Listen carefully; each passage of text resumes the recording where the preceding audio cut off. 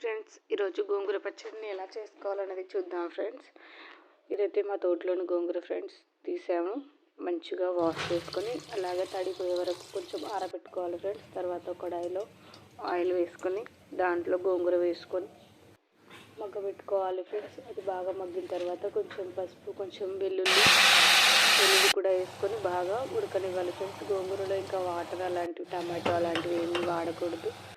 తర్వాత సైడ్కి ఒక చిన్న బాండి పెట్టుకొని అందులో 1 టీ స్పూన్ మెంతులు, 1 టీ స్పూన్ జీలకర్ర వేసుకొని ఫ్రై అయిన తర్వాత 2 టీ స్పూన్ల ధనియాలు, అలాగే 20 నుంచి 25 ఎండుమిర్చి వేసుకొని బాగా ఫ్రై చేసుకోవాలి ఫ్రెండ్స్.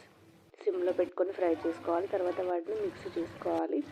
అది పౌడర్ అయిపోయిన తర్వాత అందులో మనం ముందుగా ఉడికించి పెట్టుకున్న గోంగూరను వేసుకొని తగినంత సాల్ట్ వేసుకొని దాన్ని కూడా మిక్సీ పట్టుకోవాలి ఫ్రెండ్స్. మిక్సీ పట్టుకున్న తర్వాత దాన్ని మనం పోపు పెట్టుకుందాం ఫ్రెండ్స్. ఇప్పుడు ఒక చిన్న గిన్నెలో ఆయిల్ వేసుకొని ఆయిల్ బాగా హీట్ అయిన తర్వాత వెల్లుల్లి పచ్చి దంచుకున్న వెల్లుల్లి వేసుకొని దాంట్లో జీలకర్ర, ఆవాలు, తగినంత ఎండుమిర్చి, కావాల్సినంత కరివేపాకు కూడా వేసుకొని మనం ముందుగా తీసి పెట్టుకున్న గోంగూర పచ్చడిలో కలిపి అలాగే తినేయచ్చు ఫ్రెండ్స్. ఆ రోజు నుంచే టేస్ట్ చాలా బాగుంటుంది. నెక్స్ట్ డే అయితే ఇంకా చాలా బాగుంటుంది. మీరు కూడా ఒకసారి ట్రై చేయండి. ట్రై చేసి నాకు ఎలా ఉందో కామెంట్ చేయండి. Thank you.